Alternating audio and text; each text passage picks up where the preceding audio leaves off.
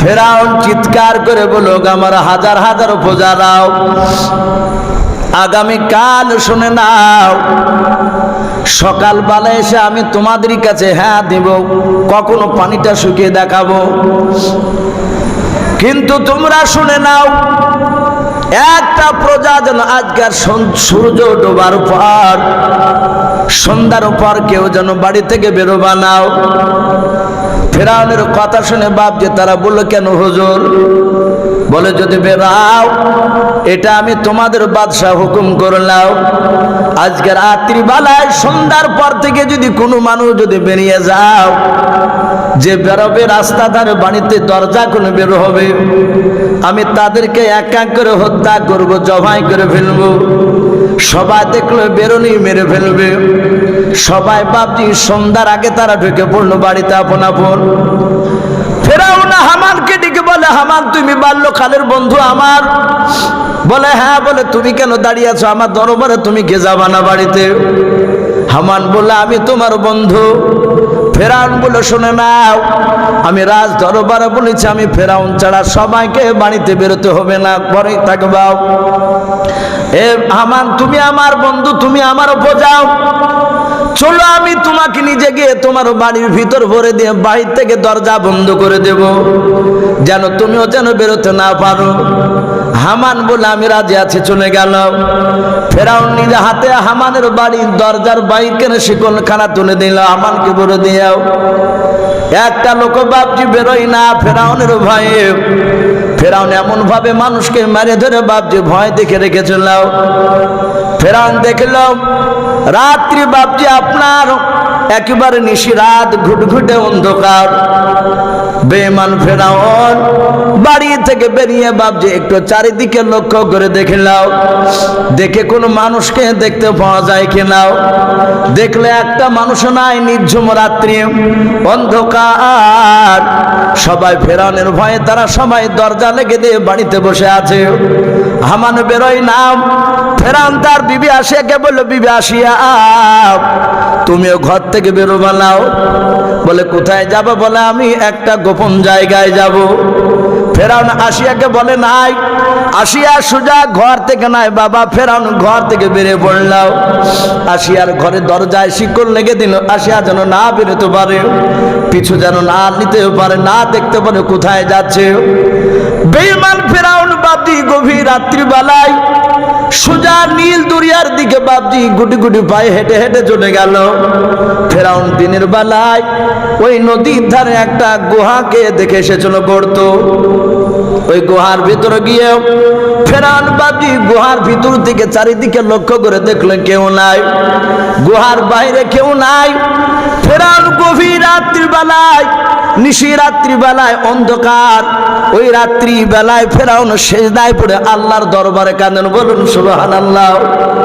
ফেরাউন সেজদায় পড়ে কাঁদেন আর বলেন, আল্লাহ আমার বড় মনের তামান্না, বড় মনের বাসনাও, ওগো আল্লাহ আমি খোদা দাবি করতে চাই, ওগো আল্লাহ আমি মিশরের আমি বড় আল্লাহ হতে চাই, কিন্তু আমি জানি তুমি একমাত্র মহান আল্লাহ, ওয়া হুয়া আলা কুল্লি শাইইন কাদির। বলুন সুবহানাল্লাহ। সব তাফসীরে এইভাবে এসেছে। বেঈমান ফেরাউন কাদার বলে, আল্লাহ খোদা দাবি করতে চেয়েছে আমার প্রজারা, আমাকে পরীক্ষায় ফেলে দিয়েছে, নীল দরিয়ার পানি শুকাতে বলেছে। মওলা আমি জানি এই ক্ষমতা আমারও নাই, নীল দরিয়ার পানি তোমার হাতে সব রয়েছে। মওলা ওগো আল্লাহ তুমি আমাকে দুনিয়াতে আজকে রাত্রিতে তোমার কাছে সিজদায় পড়ে কাঁদি, মালিক তোমার কাছে কাঁদি, তুমি আমাকে শক্তি দাও, আমাকে শক্তি দাও, নীল দরিয়ার পানি যেন আমার যেন তাবে হয়ে যায়। ওগো আল্লাহ এর বিনিময়ে তুমি মৃত্যুর পর কিয়ামতের ময়দানে তোমার যা শাস্তি দিতে মন চায় তাই তুমি দেবা। আমি ফেরাউন, আমি তোমার সব শাস্তিকে আমি মেনে নিতে রাজি আছি, কিন্তু আল্লাহ আজ দুনিয়ার বুকে তুমি আমাকে লাঞ্ছিত অপমানিত তুমি করো না, আমাকে তুমি শক্তি দিয়ে দাও। ফেরাউন কাঁদে ভাবে ডুকুরে ডুকুরে প্রায় মিনিট 20 উপরে বাপজি সেজদা থেকে মাথা তুলে নাই। হঠাৎ করে বাবা একটা মানুষের মতো বাপজি গিয়েছে ওখানে, আল্লাহর জিবরিল ফেরেশতা আলাইহিস সালাম মানুষ রূপ ধারণ করে যাওয়ার পর ফেরাউনের পিঠে হাত দিয়ে বলে, ওগো বাদশা নামদার। ফেরাউন অবাক যে এখানে বা কে আলো, আমি সব তো তাদেরকে বাড়িতে থাকতে বলেছি। ফেরাউন সেজদা থেকে উঠে বলে, কেউ আয়, তুই কি আমার আওয়াজ শুনিস নাই? আজ রাত্রিবেলায় বাড়ি থেকে বেরোনি, তাকে জবাই করা হবে, হত্যা করা হবে। ফেরাউনের আওয়াজ শুনে বলল, বাদশাহ আমি আপনার দেশের নয়, আমি বাহিরকার মেহমান। বলুন সুবহানাল্লাহ। আসলে তো জিবরিল ওর কাজ কার না, বাহিরকার তো আসমানে। বলে, তুমি কে? বলে, ভাই আমার পরিচয় দেওয়ার আগে আমি একটা বড় সমস্যায় পড়েছি, একটা কথা জানতে চাই। বলে, কি কথা? তুমি যে আমার কাছে এসেছো, আমার প্রজারা কেউ কি জানতে পেরেছে? জিবরিল বলে, বাদশাহ আমি আর তুমি আর আল্লাহ ছাড়া পৃথিবীর আর তৃতীয় নয় চতুর্থ মানুষ কেউ জানে না। বলে, কি হলে তাড়াতাড়ি বল। আমি বাদশাহ ফেরাউন ডাক দিয়ে বলল, হে বাদশাহ, গভীর রাত্রির বেলায় তোমাকে সেজদায় পড়ে কাঁদতে দেখে এসেছি। ওগো বাদশাহ নামদার, বললো আমি একটা প্রশ্ন জানতে চাই তোমার কাছ থেকে। বলে, কি? বলে, আমার বাড়িতে একটা গোলাম রয়েছে, আমি তাকে খেতে দিই, পড়তে দিই, আমি তাকে থাকার জায়গা দিই, শোনে না সব কিছু আমি দিই, কিন্তু আমি বলবো যখন বলি গোলামকে, ও গোলাম অমুক কাজটা তুমি করো, আমার সাথে সাথে অস্বীকার করে বলে, আমি তোমার হুকুম মানব না। ওগো বাদশাহ ফেরাউন বলল, ওই লোকটার আমার কি করা উচিত, ওর সঙ্গে কি ব্যবহার করব তুমি বলো। ফেরাউন ধমক দিয়ে বলল, বেটা সামান্য কথা তুই এখানে জানতে এসেছিস? বলে, শোন, আমার বাড়িতে যদি কোনো গোলাম থাকে, আমারই খাবে, আমারই পড়বে, আমারই জায়গা থাকবে, আবার আমি কাজ করতে বলে আমার কাজ অস্বীকার করবে, মানবে না হুকুম। আমার মন বলে ওই লোকটাকে ধরে নিয়ে এসে নীল দুনিয়ায় আমি ডুবে দিয়ে তাকে আমি চুল ধরে ডুবে ডুবে তাকে পানি কাদা খেয়ে তাকে মারিয়ে দিই। বলো, ভাই তাই? বলে, হ্যাঁ। সাথে সাথে জিবরিল পকেট থেকে কলম আর একটা খাতা বের করে বলল, বাদশাহ একটু তাড়াতাড়ি তুমি সহি করে দাও, সিগনেচার করে দাও। ফেরাউন বাপজি সহি করে দিলাও। সঙ্গে সঙ্গে গুহা থেকে বেরিয়ে ফেরাউন ডাক দিয়ে বলো, ভাই এই কথা যেন কোনো মানুষকে বলবে না, বলে কেউ জানতে পারবে না। কিছুক্ষণ পর অদৃশ্য হয়ে গেল, জিবরিল জানতে পারলো না, ওটা সম্রাট জিবরিল আলাইহিস সালাম। ফেরাউন জানতে পারলো না। এই সহিটা বাপজি একদিন কাজে লাগবে জিবরিলের। ফেরাউনের কাছ থেকে সহি নিয়ে বাপজি রেখে দিলাম। এদিকে বাপজি সকালবেলায় আসার পর হাজার হাজার লোকের সামনে ডাক দিয়ে বলল, বন্ধুরা বলো, তোমরা ওই নীল দরিয়া তোমরা পানি শুকানোটা কি তোমরা আমার দেখবা? বলা সবারই ভয় ধরে গেছে যে যদি করে ফেলে তাহলে তো আমাদেরকে জবাই করে ফেলবে। ওরা সবাই বলল, বাদশাহ আমরা ওসব কিছু পরীক্ষা দেখতে চাইনি, নীল দরিয়ার পানি আর তোমাকে শুকানে লাগবে না, তুমি খোদা দাবি করো, আমরা মেনে নেব। ফেরাউন বলল, তাহলে আগামীকাল আমি খোদা দাবি করব। হামান বলল, বাদশাহ আপনার নিয়ত পুরা হতে চলেছে, চিন্তা নাই, আপনি খোদা হয়ে যাবেন। আসিয়াকে বলল, বিবি আসিয়া, অনেক প্রজারা আমার মুসাকে নিয়ে যেতে বলে, আমি আজ পর্যন্ত নিয়ে যাইনি, তা আগামীকাল আমি খোদা দাবি করব। আমার মুসাকে তুমি সাজিয়ে দাও, আমার মুসা আমার রাজদরবারে পাশে বসে থাকবে, আমি খোদা দাবি করব, আমার ছেলে দেখবে। মুসাকে সুন্দর করে সাজিয়ে দিয়েছে, পোশাক পরে দিয়েছে। ফেরাউন বাপজি খোলে করে নিয়ে যাওয়ার পর রাজ দরবারে বসেছে, মুসা আলাইহিস সালামকে পাশে বসে রেখেছে। রাখার পরে হাজার হাজার লোকের সামনে ফেরাউন বলল, ও বন্ধুরা, আমি আজ তোমাদের কাছে খোদা দাবি করতে চাই, আনা রব্বুকুমুল আলা। এই শব্দটা কোরআন শরীফের শব্দ, এটা ফেরাউন বলেছিল। ফেরাউন চিৎকার করে বলেছিল, আনা রব্বুকুমুল আলা, আমি সব আল্লাহর চেয়ে আমি বড় আল্লাহ। জাত বাপ যে দাবি করেছে, সঙ্গে সঙ্গে আল্লাহর নবী মুসা আলাইহিস সালাম, নবীরা পৃথিবীর শক্তিকে ভয় পায় না। বাচ্চা হলো তিনি তো নবী আল্লাহ করেছেন তাকে। জাত বাপজি খোদা দাবি করেছে, মুসা আলাইহিস সালাম চট করে ঘুরে ফেরাউনের বাপজি বাম দিকের গালে ঠাস করে চড় মেরে দিয়েছে। যাহাতে চড় মেরে দিয়েছে, মুসা নবীর শক্তি বাপ যে বাচ্চা হলো। আল্লাহর নবী বলেন, এক একটা নবীর বাহুতে হাতে আল্লাহ এত শক্তি দিয়েছিলেন, দুনিয়ার এক নাই দুই নাই 4000 যুবক শক্তির 4000 বাপ যে যুবকদের শক্তি একদিকে যতটা হয়। আল্লাহর নবী বলেন, প্রতিটা নবীর হাতে আল্লাহ দুনিয়ার 4000 যুবকের শক্তি দিয়েছেন। বলুন সুবহানাল্লাহ। 4000 যুবক। এই ছাদকে যদি বাপজি ভেঙে দেওয়া হয়, 4000 যুবক ইচ্ছা করলে গোটা ছাদকে খণ্ড করে তুলে ফেলবে। অতটা শক্তি একাই মুসা আলাইহিস সালাম এমন চড় মেরেছে, তাফসীরে এসেছে সে পপকেরে ঘুরিয়েছিল। আমাদের দেখতে পায় চুনহাগা হয় মুরগি, এক একটা মুরগি আবার বেঁচে যায়। তো অনেক সময় দেখা যায় মুরগিটা ঠোর হারা, খাবার দিলে খাবার ঠুকাতে গিয়ে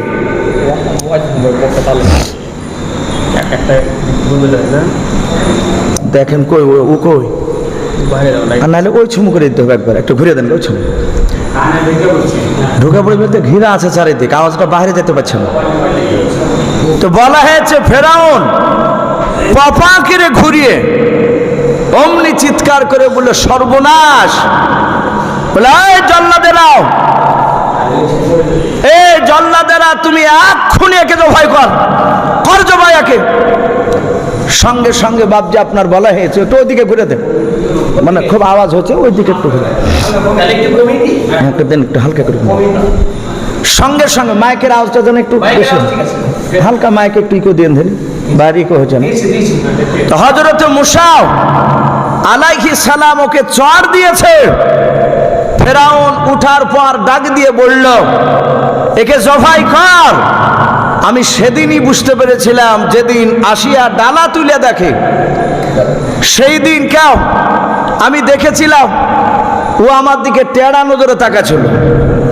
এই ওকে জবাই কর। ফেরাউনের হুকুম, জল্লাদেরা বাপজি তালোয়ার নিয়ে আসলো, মুসাকে নিয়ে যাচ্ছে জবাই করবে।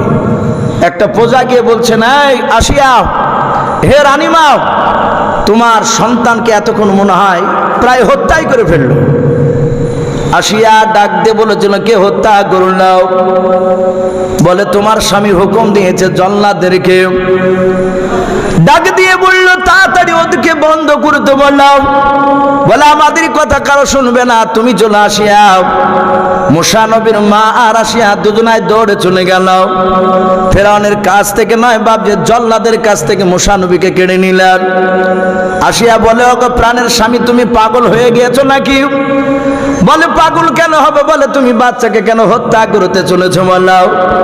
বলে, বেবি রে, এই বাচ্চা ছেলে তুমি বলো না, আমার মনে হয় 50টা যুবকে আমাকে 1 ঘন্টা ধরে মেরেছে, ওরকম ব্যথা পেয়েছে এক চড়ে। এ ছেলেকে মেরে ফেলবে, কে বেঁচে রাখবো না? বলে, নাই, আদর করে মেরেছে। বলে, এটা আদর নয়। হে আসিয়া, এ চর যদি তোমার কালে যদি লাগতো তুমি বেঁচে থাকতে পারতে নাও। মুসা নবী টুকটুক করে তাকে থেকে দেখছেন, কথাগুলো শুনছেন। আসিয়া আল্লাহর কাছে কাঁদেন, আল্লাহ তুমি যুক্তি দাও। আসিয়ার ভিতরে আল্লাহ যুক্তি বুদ্ধি দিয়ে দিলেন। ডাক দিয়ে বলো, স্বামী গাও, জানলাম ছেলে তোমাকে ইচ্ছা করে মেরেছে, এটা আমি একটু প্রমাণ করতে চাই। বলে, কি করে প্রমাণ করবাও?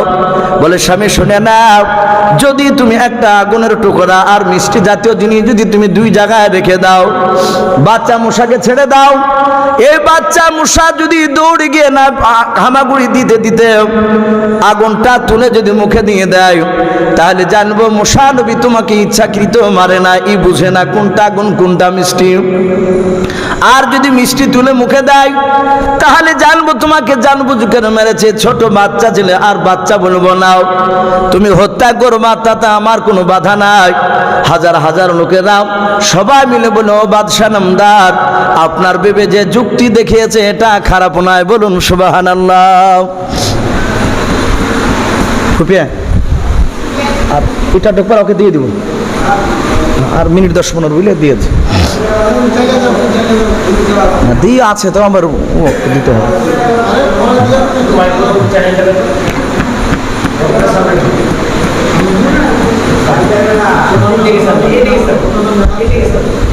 দিয়ে দে স্যার একটু করে।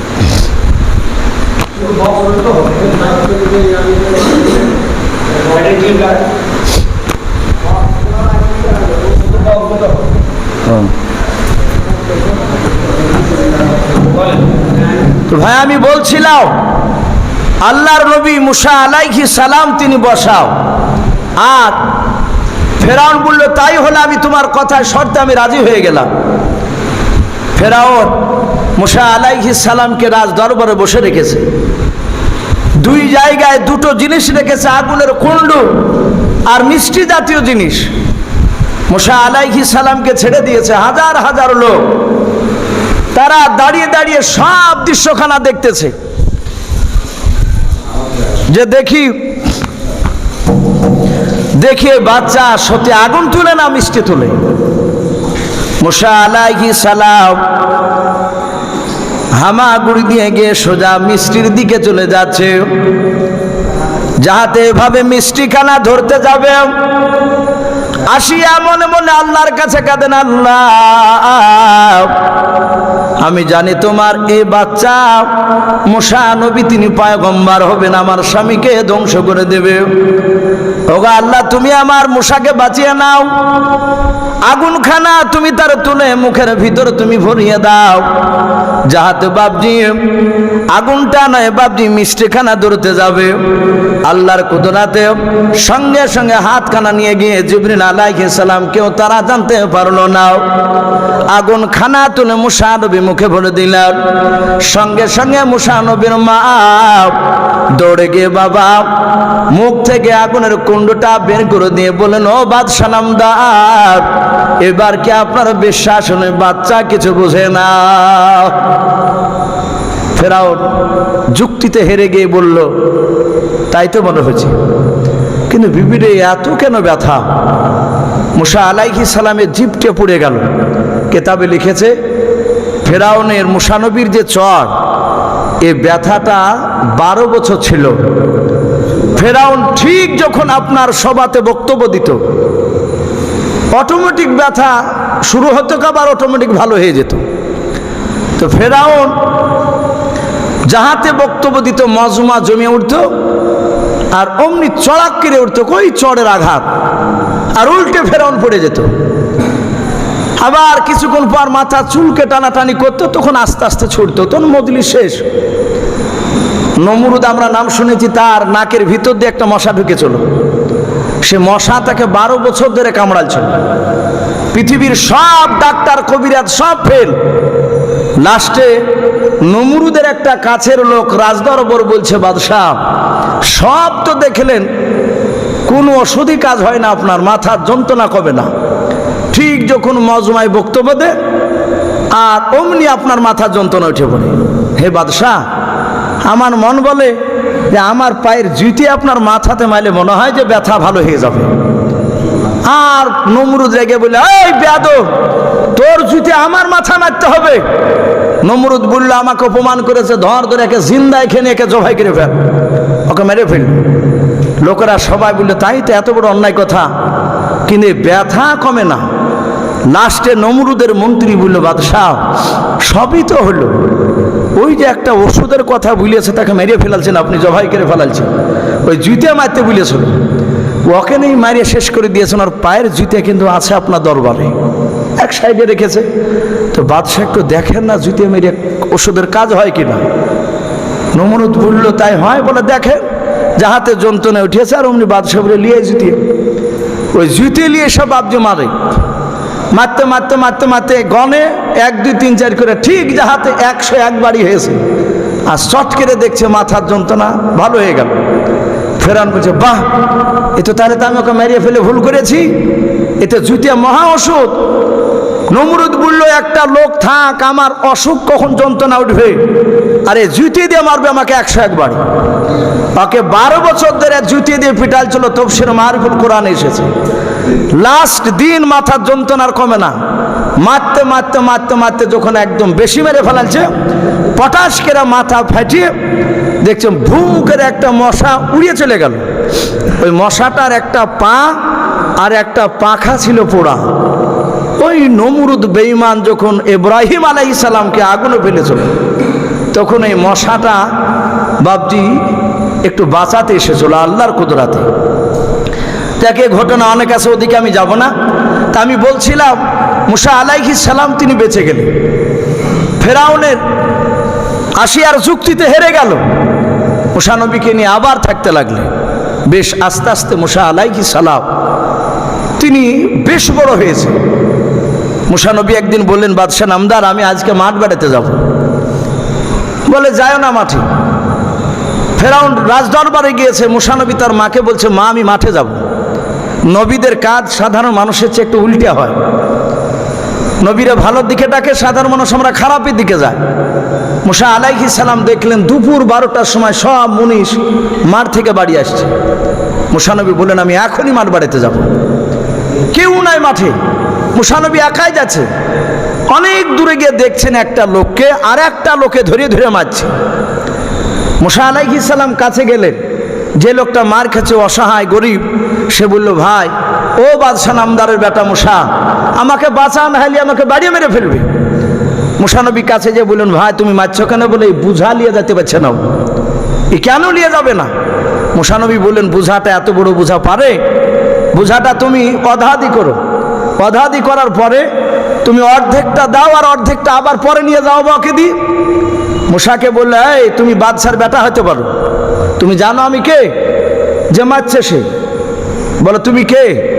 বলে, আমি তোমার বাপ ফেরাউনের আমি বংশধর, আমি চাকরি পেয়েছি। এ বুঝা ওকে একবারই নিয়ে যেতে হবে, না যতক্ষণ পর্যন্ত না নিবে, মারতে মারতে শেষ করে ফেলবো, তোমার আব্বা কিছু বলবে না। মুসা নবী দেখলেন এ তো সোজা আঙুলে ঘি উঠবে না। মুসা নবী তফসিরে লিখেছে, ওনার অভ্যাস ছিল পাঞ্জাবি গায়ে দিতে, জামাকে এভাবে শুধু গোটাতেন। অনেক মানুষ দেখেন আমরা করি এরকম, গেঞ্জি জামা। মুসা নবী গোটাতে, হাতকে গোটানোর পর শুধু টুক করে একটু মেরেছে, আর দাঁড়াস করে পড়ি শেষ, মরে গেছে। মুসা আলাইহিস সালাম নাকে হাতে দেখছেন না, এই পটল তুলে বসে আছে। ও বলল, ভাই তুমি যদি না আসতে তাহলে আমাকে মারিয়ে ফেলতো। মুসা নবী বললেন, ভাই আমি কিন্তু একে মেরে ফেলবো বলে ঘষে মারিনি, কিন্তু মারতে ছিল বাপজি 4,500 যুবকের শক্তি তার হাতে, ও সহ্য করতে পারেনি। মুসা নবী বললেন, ভাই এই মারলাম তুমি আর আমি, আর আল্লাহ ছাড়া আর ই তো জানিয়েছে যে আমি মারিয়েছি, কিন্তু ই তো জানিয়ে লাভ না, ই মরে গেছে। এই কথা যেন আর কেউ জানতে না পারে। বলছে, ভাই কথা বললি, চলে গেছে বাড়ি। কেউ কেউ ফেরাউনকে বলল, তোমার যাকে মারিয়ে ফেলা, যে মরিয়েছিল সে বা ফেরাউনের সম্পর্কে ফুফাইতো ভাই। আরও রেগে গেল, বললে, বাদশাহ আপনার মাঠে একটা আপনার বংশের ফুফাইতো ভাইকে মেরে দিয়েছে, এ আসামিকে আপনি তো খুদা, তাহলে বলুন। ফেরাউন কায়দা করে বলল, আমি জানি, তা আমি এখানে একটু তোমাদেরকে দেখতে চাই যে আমার প্রজারা আমার কথা শোনে কিনা। ও কায়দা করে কথা বলছে, মনে তো জানে না।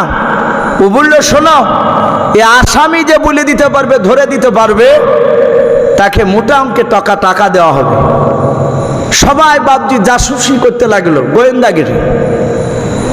মুসা আলাইহিস সালাম আবার বাপজি 2-3 দিন পর আবার গিয়েছেন মাঠে, ওই দুপুরবেলাতে। যা দেখছেন বাপজি ওই লোকটাকে মারছে আর একটা লোকে, ওর আগে যে মারছিল সে তো নাই মরে গেছে, একে দেখছে যে আর একটা লোকে মারছে। মুসা নবী বলেন, এই তুমি সেদিনকার লোক না? ওই সেদিন তোমাকে মারছিল না? তো বলে, হ্যাঁ ভাই আমাকে মারছিল। বলে, আজও তো তোমাকে মারছে। মুসা নবী এইভাবে হাত গুটিয়ে গোটাচার বলছে, তোমাকে রোজ রোজ পাই, কি ব্যাপার? সেদিনও মার খেয়েছো, আজও মার খেয়েছো, তোমাকে কেন মারে? এই হাত গুটে নে, হাতে বাবজি গুটাছে, ওর ভিতর কিন্তু পিলে শুকিয়ে গিয়েছে, ওর কলিজা। সাথে হাতে বলছে, এই মুসা, সেদিন ওকে কিল মেরে মেরেছে বলে আজ আমাকে মেরে ফেলবা নাকি? এই যাহাতেই কথা বলেছে, আর ওই যে মাছ চলে এসে বলে, কি বললি? তাহলে আসামি মুসা অমনি লাঠিকে ফেলে দিয়ে এই দৌড় ফেরাউনের দরবারে ধরা লেগে, মানে খবর দিলে মোটা টাকা পাবে। মুসা নবী বলেন, ভাই আমি বলতে বারণ করেছিলাম, তুমি নাম করবা নাও। ফেরাউন এবার জানতে পারবে আমি মেরেছি। ও ভাই তোমরা জানো আমি ছোটবেলায় ফেরাউনকে চড় মেরেছি, এখনো ব্যথা আছে তার মাথায়, আমাকে আর জিন্দা রাখবে না, আমাকে মেরে ফেলবে। বলে ভাই তুমি সেদিনকে হাত গুটিয়ে তাকে মেরেছিলে, মরে গেছিল, তোমার আজকে হাত গোটানো দেখে আমি ভয় পেয়ে গিয়েছিলাম, মনে হয় আজ তুমি আমাকে ঘুষি মেরে মেরে ফেলবাও, তাই আমি জানের ভয় আমি তোমার নামটা করে দিয়েছি রে ভাই, ভাই তুমি আমাকে ক্ষমা করে দাও। মুসা নবী বলেন, আমি তোমাকে ক্ষমা করে দিলাম ভাই, কিন্তু শুনে নাও আজ থেকে আমি ফেরাউনের দরবারে যেতে পারবো না। ওরে ভাই যা, তোমাকে কাল থেকে যদি কোনো মানুষ মারে আর কিছু বলার আমার নাই, আমি আর থাকবো না, এখনই আমি বেরিয়ে গেলাম, আমি আর বাড়ির দিকে যাব না, আমি পালাতে শুরু করে দিলাম। ফেরাউন বলল, যাও মুসাকে ধরে নিয়ে এসো। তখন নবী তা ফেরাউনও জানে না, ফেরাউনের লোকেরা দৌড়াতে লাগলাম। ও যাওয়ার আগে মুসা নবী, বাপজি আপনার অনেকটা দূর পালিয়ে গিয়েছে। ও বাপজি ভাইরা, মুসা আলাইহিস সালাম নিজের মিশর এলাকা ছেড়ে দিয়ে এমন একটা দেশে গিয়ে পৌঁছাচ্ছিলেন, কোরআনে তার নাম এসেছে, ওই শহরটার নাম হচ্ছে মাদাইন শহর। বলুন সুবহানাল্লাহ। একটু লিয়ে সকলকে। মুসা আলাইহিস সালাম সঙ্গে সঙ্গে আপনার বলা হয়েছে, ওকে আস্তে আস্তে আসতে বলল, আর 2-10 মিনিট তাইলে হবে। মুসা আলাইহিস সালাম মাদান শহরে গিয়ে বাপজি দাঁড়িয়ে আছেন, সন্ধ্যা লেগে গিয়েছে রে বাবা। না সন্ধ্যা লাগে নাই, বেশ সূর্য আপনার লালি দেখা দিয়েছে। মুসা আলাইহিস সালাম খাজুর বাগানে দাঁড়িয়ে আছে, কেউ জানে না, মুসা নবীকে কেউ চিনে না, চিন্তা করেন কোথায় যাব, কে আমাকে আশ্রয় দেবে। হঠাৎ করে দেখলেন মুসা আলাইহিস সালাম দুটো ছোট ছোট বাচ্চা মেয়ে, তারা খেজুরের বাগানের আড়ালে তারা চুপচাপ দুটো ছাগল নিয়ে দাঁড়িয়ে আছে। মুসা নবী ঘন্টা খানিক ধরে দেখলেন ওই বাচ্চা মেয়ে দুটো বাপজি ছাগল নিয়ে দাঁড়িয়ে আছে। মুসা নবী কাছে গিয়ে বলো, গো বোনেরা, অনেকক্ষণ ধরে দেখলাম তোমরা এ জায়গায় ছাগল নিয়ে দাঁড়িয়েছো, বাড়িও যাও না, ছাগল চড়াও না, ব্যাপারটা কি বললাম? মেয়ে দুটো এইভাবে মুসা নবীকে একবার দেখার পর তারা আর মুসা নবীর দিকে তাকালো না, তারা অন্য দিকে ফিরে ডাক দিয়ে বলল, ওগো ভাই আমরা তোমাকে চিনি না, মনে হয় তুমি আমাদের দেশের মেহমান, নতুন এসেছ। ও ভাই শুনে নাও, ওই দেখো দূরে একটা ঝর্ণা দেখতে পাওয়া যাচ্ছে। বলে হ্যাঁ, সারাদিন ছাগল চড়িয়েছি, ওরা ছাগল চড়ানোর উপর তারা শুনে নাও ওই ঝর্ণায় পানি পান করে নিয়ে তারা সবাই বাড়ি যাবে। আমরা এমন একজন লোকের আমরা সন্তান। শুনে নাও, এই রাহুল চেয়ারটা লিখে দেখি, আমরা এমন এক, এইদিকে বা দেখি, আমরা এমন একটা আপনার লোকের সন্তান, আমরা মেয়াও, আমরা ওই বেটা ছেলের মধ্যে আমরা যাব না। আমার আব্বা বারণ করেছে বেটা ছেলের সাথে যেন গা ঘেঁষা বানাও। ওরা সবাই পানি পান করে নিয়ে চলে যাবে।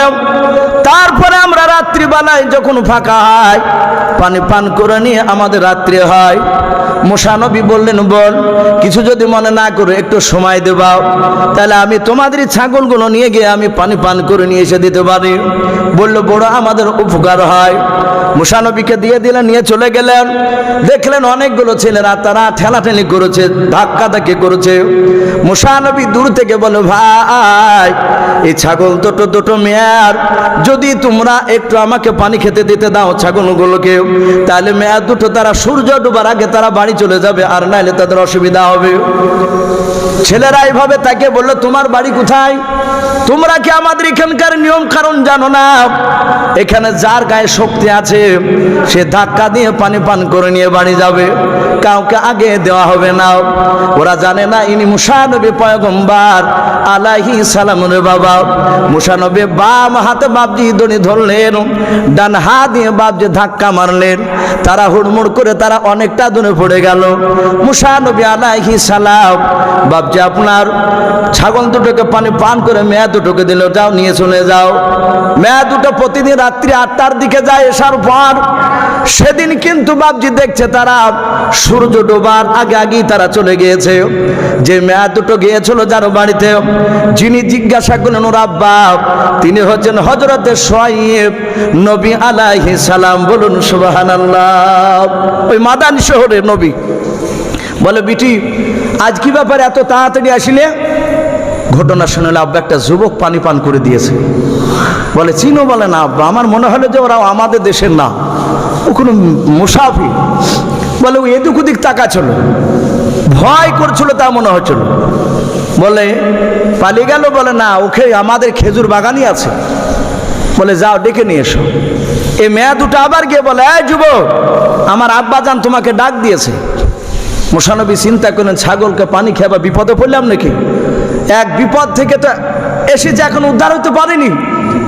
গেলেন শুআয়ব নবী মুসা নবীকে দেখে উনি চিনতে পেরেছেন যে সে সন্তান নয়। বললেন বাবা তোমার নাম কি? মুসা নবী বললেন আমার নাম মুসা।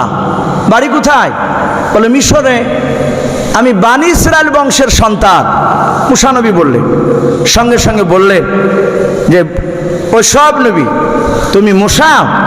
কোন মুসা? বলে আমি বানি ইসরাইল বংশের মুসা। শুআয়ব নবী চট করে বাপজি চেয়ার থেকে দাঁড়িয়ে গেলেন, বললেন বাবা তুমি বসো। নবী বুঝতে পেরেছে বানি ইসরাইল বংশে একজন মুসা আসবে, তিনি আমার চেয়ে হাই র্যাঙ্কের নবী হবে। জোরে বলুন সুবহানাল্লাহ। মুসা আলাইহিস সালামকে কাছে পেয়ে বললেন বাবা কোথায় যাবে? বলে আমি তা জানি না। ফেরাউনের দরবারের ঘটনা শোনালো। বলে চিন্তা নেই বাবা, আমার দরবারে থাকো। থাকলে ও চিন্তা করলে একে থুইতে পারলে কয়েক বছর থাকার পর আমার বিটি উপযুক্ত যদি হয় বিয়ে, আর এর সাথে যদি বিয়ে দিতে পারি, আমি বিরাট একটা ভাগ্যবান হয়ে যাব। বলুন সুবহানাল্লাহ। তো যাই হোক বাপজি আমার ভাইরা মা বোনেরা, 9:45 বাজতে চলল। রাত্রি আমাদের প্রোগ্রাম 9টা-10টা পর্যন্ত হবে এরকম একটা আমাদের ধারণা ছিল। তো যাই হোক আলহামদুলিল্লাহ আমাদের প্রায় 10টা বাজতেই চললো। আমি আপনাদের দেশেরই ছেলে, রাত পোহালো, রাতও দেখতে পাচ্ছেন আমাকে। তো যাই হোক দোয়া করবেন। আমি আর বেশি লম্বা চড়া করবো না। আমার শ্বশুর মশাই উনি আমাকে জামাই জামাই করে ডাকেন। আমার নানা শ্বশুরের দেশে ওনার বাড়ি। আমার নানা শ্বশুরের সম্পর্কে ওনার সেদিক থেকে আমাকে জামাই জামাই করে। শুধু আজই নয়, অনেক জালসা দুই বাব্বাটাতে করি। উনি অনেক দূর দূরান্ত যায়। উনি একজন ভালো বক্তা। তো যাই হোক আজকে ওনাকে হয়তো বলার পর আল্লাহ হয়তো ওনার উচিত এখানে ম্যাপেছিলেন, কিন্তু কিছু মানুষের খাতিরে অশিলা থাকে।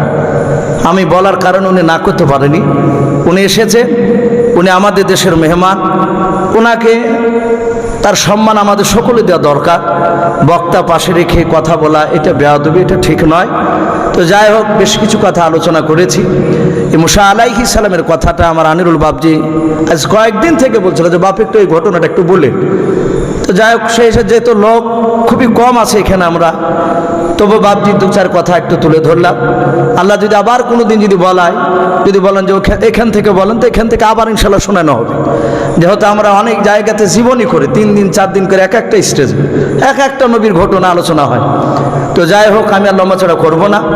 আমি বলবো বাপজি ভাইরা যারা এদিক ওদিক আছে, আমি অনুরোধ করব উনি আমাদের দেশের মেহমান। যতটুকু আল্লাহ ওনার জবান দিয়ে বলাবেন আমরা শুনব, এবং আমরা একটু চেষ্টা করব আরও কেউ যদি বাইরে থাকে একটু গুছিয়ে এসে বসার। আল্লাহ রাব্বুল আলামিন আমাদের সকলকে কোরআন এবং সুন্নাত মাফিক আমল করার তৌফিক দান করুন। আল্লাহুম্মা আমিন, আল্লাহুম্মা আমিন। ওয়া আখিরি দাওয়ানা আনিল হামদুলিল্লাহি রাব্বিল আলামিন। এখন আপনাদের সম্মুখে হযরত মাওলানা হাফিজ এনামুল হক সাহেব, উনি আপনাদের সামনে কোরআন হাদিস থেকে মূল্যবান কথা আলোচনা করবে, আমরা শুনবো। আসুন এখানে শুনুন।